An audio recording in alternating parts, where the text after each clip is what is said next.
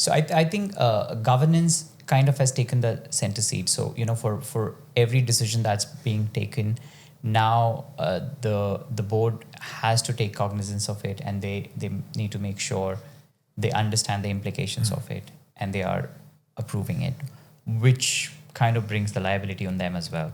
So they also need to really be at it in terms of making sure things are followed. You said in the beginning that some of the areas that this touches is governance.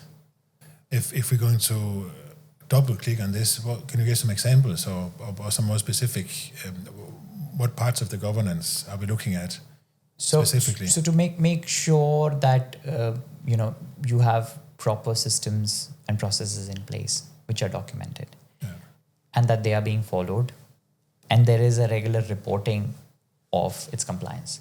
So just having the policy isn't enough.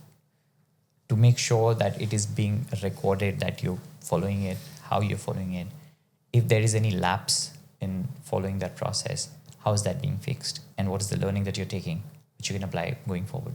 So I know insurance companies that when the regulator, they ask for a process or data overview, they spend weekends to stitch together the Excel spreadsheets and produce a report. Yeah.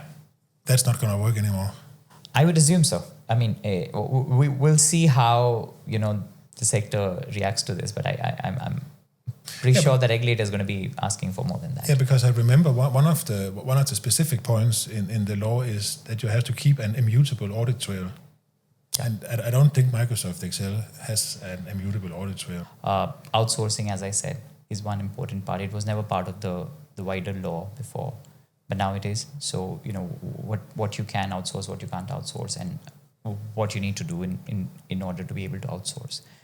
That's important because a lot of the times the view that insurers take is, once I have passed this on to a third party, it's not my problem.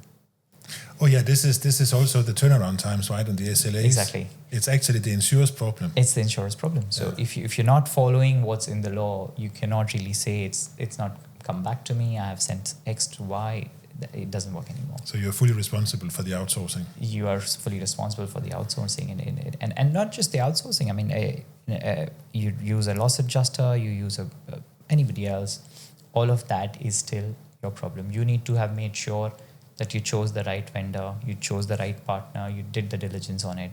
And again, that is where it goes back to the board, that the diligence and everything needs to have a proper process. The process needs to be signed off by the very top. So if that's not the case, they're definitely going to have trouble. And how is this? I mean, most insurance companies, if not all, they have long-standing agreements with loss adjusting firms just to stick with this as a part of an outsourcing, right?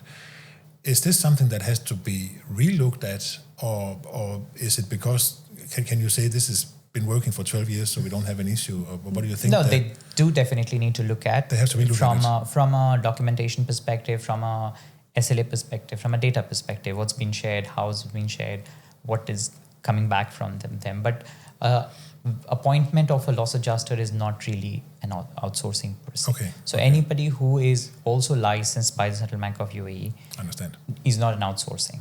Outsourcing is only when you go to a third party which is not licensed.